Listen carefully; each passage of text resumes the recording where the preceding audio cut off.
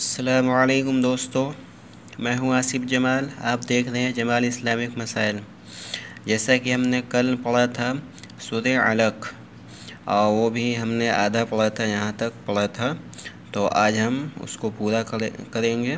تو چلیے، تو آپ سے گزارش ہے کہ آپ ویڈیو کو پورا دیکھیے گا تاکہ میں جو بھی آپ کو پڑھا رہا ہوں وہ اچھے سے سمجھ میں آ سکیں، اور اپنے دوستوں کے ساتھ بھی شیئر کر دیجیے تاکہ وہ بھی اس ویڈیو سے فائدہ حاصل کر لیں۔ تو چلیے، اعوذ باللہ من الشیطان الرجیم، بسم اللہ الرحمن الرحیم۔ او امر بالتقوی او امر بالتقوی أرأيت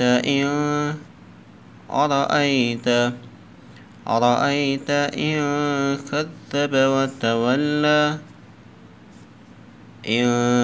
كذب وتولى۔ جیسا کہ یہ دیکھیے، جیسا کہ اخفا ہو رہا ہے، تو آپ کو میں نے قاعدہ کے سبق میں بتایا ہے کون سے حروف اخفا، غنہ اور مد جو بھی ہے سب میں نے قاعدہ کے سبق میں بتا دیا ہے۔ آپ زیادہ جاننے کے لیے وہ والا ویڈیو دیکھ لیجئے قاعدہ کا۔ أرأيت إن كذب وتولى ألم يعلم بأن الله يرى ألم يعلم بأن الله يرى كلا لئن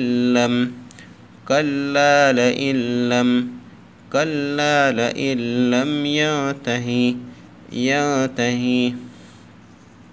لنسفعا بالناصية۔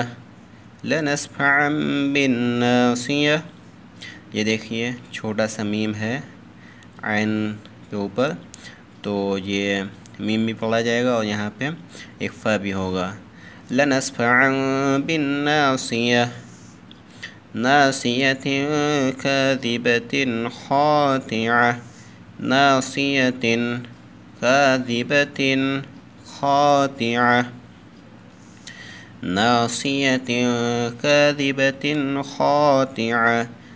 فليدعو ناديه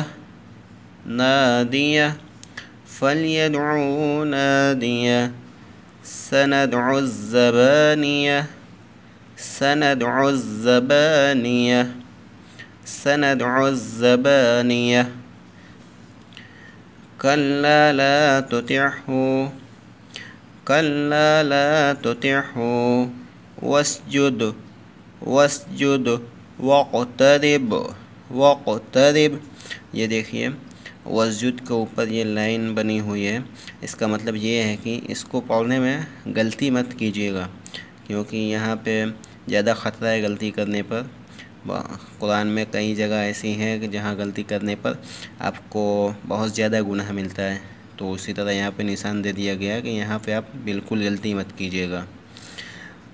کلا لا تطعه واسجد واقترب۔ یہ آج کا سبق ہمارا کمپلیٹ ہوتا ہے، سورہ علق کمپلیٹ ہو گئی۔ اور یہ دیکھیے سورہ علق میں آخر میں سجدہ ہے، یہ تو سجدہ واجب ہے، آپ کو پڑھنے پر اور سننے پر سجدہ واجب ہو جاتا ہے، تو آپ ایک سجدہ کر لیجئے۔ اگر آپ کو نہیں معلوم ہے سجدہ تلاوت کیا ہے تو اس کے لیے آپ نیچے کمنٹ کیجئے، انشاءاللہ میں اس پہ آپ کو ڈیٹیل میں بتا دوں گا سجدہ تلاوت کیا ہوتا ہے اور کیسے کیا جاتا ہے۔ تو امید ہے کہ آپ کو ویڈیو اچھے سے سمجھ میں آ گیا ہوگا۔ کوئی بھی کوشچن ہے تو آپ نیچے کمنٹ کیجئے، اور ویڈیو اپنے دوستوں کے ساتھ بھی شیئر کر دیجئے تاکہ وہ بھی اس ویڈیو سے فائدہ حاصل کر سکیں۔ جزاک اللہ۔